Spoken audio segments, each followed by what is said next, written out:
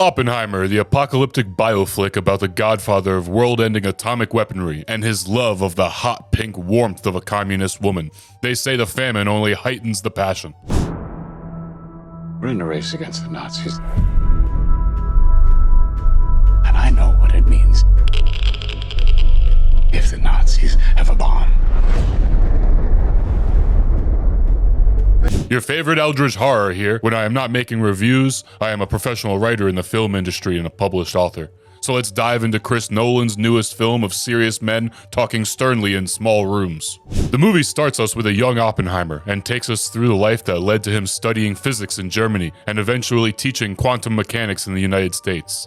I loved how the movie illustrated just how new this field of theory was, and just how few physicists there were at this level. Few enough that most of them knew each other personally or were familiar with each other's work. During this time, he falls in love with a young, beautiful, bratty communist woman, the two having exactly the type of toxic love that women write novels about and men break promises for. Soon after, he goes on to meet another woman, Kitty, stealing her away from her husband. Oppenheimer then marries her, and together they tag team ruin their children's life. Old Oppie boy being emotionally detached and distant, and Kitty being a neglectful, alcoholic mother. Matt Damon's character is then introduced and goes on to be the best character in the movie, the sole source of levity and human reactions to the situations at hand. He convinces Opp to put together an A-team of physicists, knowing that it would be totally unacceptable to allow their enemies to get the bomb first. Total secrecy would be required, so it was decided to build a town in the desert to house the development as well as the workers and their families. I really enjoyed the practical acknowledgement of America's limited ability to produce uranium and plutonium, visualized in the film using two fish bowls that Oppenheimer periodically drops a few marbles into,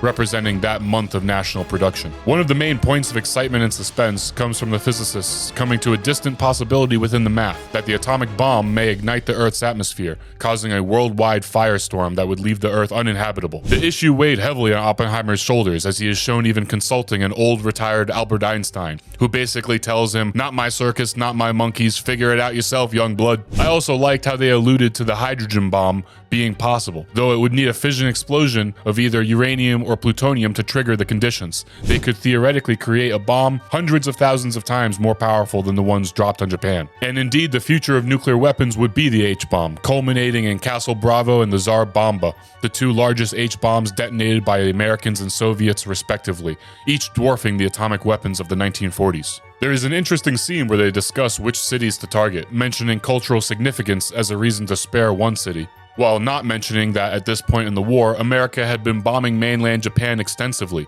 and the fire bombings of Tokyo, an ancient city made entirely of master-crafted wood joinery, resulted in more deaths than both the atomic bombs combined.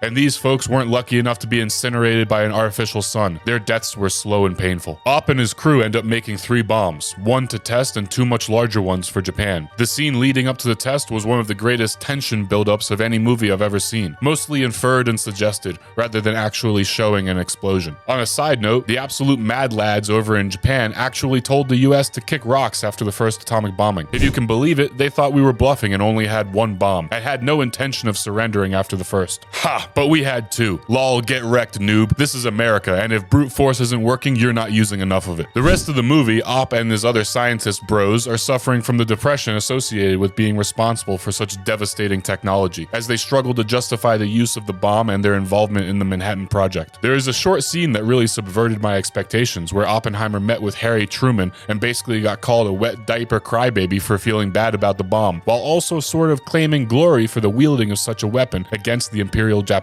From here on, we have scene after scene of Oppenheimer being interrogated for his communist ties, while learning about the spies who had penetrated the Manhattan Project, allowing the Soviets to build their own bomb. Turns out all the paranoia from Matt Damon's character was entirely justified. And even though Oppenheimer is made to outline his affair in front of his wife, despite hearing about his steamy love with this bad attitude red commie goth mommy, Kitty still takes the hot seat and defends her husband to the bitter end. They just don't make them like they used to. Those women of famine, world wars, and terrible atrocities were just a hardier bunch. I enjoyed the grim overtones of the movie. The lack of warmth in the black and white film establishes a bleak feeling throughout. The long runtime time was not appreciated, as the IMAX seats were too small and my tentacles were numb by the end of the movie. I am not the young cosmic horror I once was. There were occasional scenes that focused on Oppenheimer's mind, his grappling with the ideas of quantum mechanics. I loved these scenes because these truly exceptional mathematicians are the smartest people among the human race. Their labor is not the swing of an axe or the greasing of a gear as they batter down the gates of unknown knowledge. I give Oppenheimer a 16 out of 21.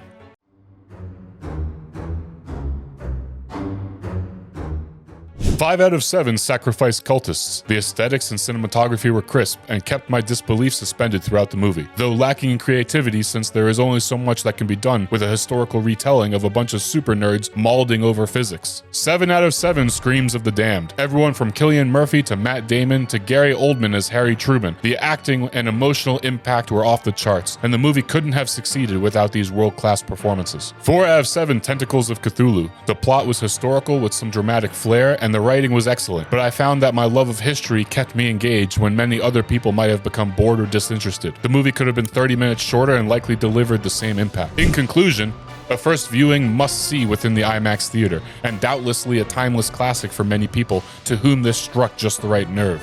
Being a student of history myself, a lot of this lacked the novelty that it might for the average viewer. I can see myself coming back to this movie in the coming years, though I doubt the experience will translate as well to a TV or computer monitor, and will lose more weight than a bulimic communist when watched on a phone. That's all for now, mortals. Take care.